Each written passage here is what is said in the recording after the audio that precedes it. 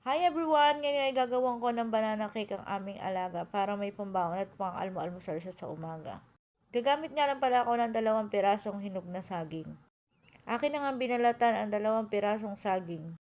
After ko nga mabalatan ng saging ay akin nang dinurog hanggang sa mapino ito nang wala nang makitang buo-buo. After ko nga mapino ay lalagyan ko ito ng 1/4 cup na butter. After ko nga malagyan ng butter, ito hahaluin ko ulit at para ma-mix sa saging. After ko nga ma-mix ang butter at ang saging, susunod ko maglalagay ako niya ng 2 pirasong itlog na puti. Ayan, at nilagay ko na ang 2 puting itlog. At pagkayari kong nailagay ang 2 puting itlog ay akin ang imimix ito para makombine siya sa saging at butter.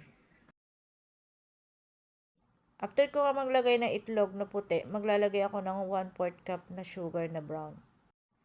At isinunod ko na rin maglagay ng 1/2 cup sugar na puti. Naglagay din ako ng vanilla powder. Vanilla powder nga pala ang ginamit ko kasi wala namang kasing syrup dito. After ko nga makapaglagay ng vanilla powder ay akin ang hinalo-halo at para ma-mix na ang mga ingredients ng una nating inilagay. At naglagay na nga rin pala ako ng fresh milk dyan. Fresh milk nga pala ang gamit ko dyan kasi wala naman dito na evaporada na katulad sa atin sa Pilipinas. Sinunod ko na nga rin pala maglagay ng 2 cups na harina dyan. Yung harina nga pala natin ay kailangan nating salain para mawala ang mga buo-buo or yung makapasok na mga insekto at para hindi malagyan ang ating ginagawang pagkain. After ko nga pala makapaglagay ng harina, maglalagay na nga rin pala ako ng baking soda at baking powder. After ko makapaglagay ng baking powder at baking soda, akin na sasalain na mabuti hanggang wala nang tira or makaiwan yung mga buo-buo harina sa strainer.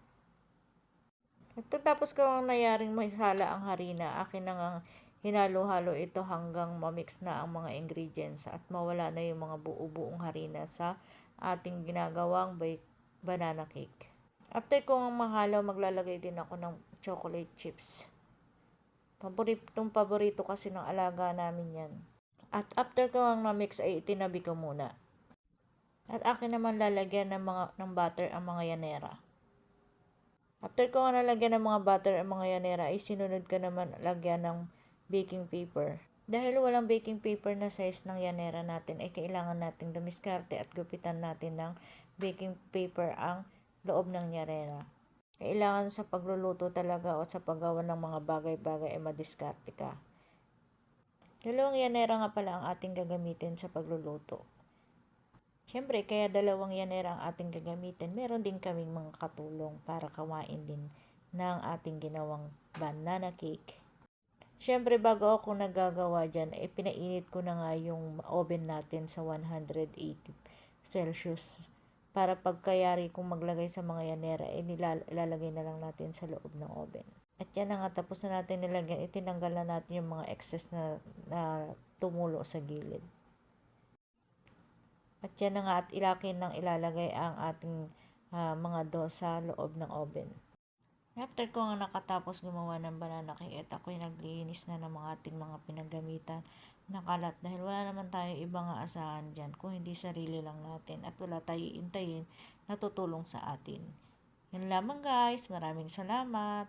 God bless. Thank you for watching.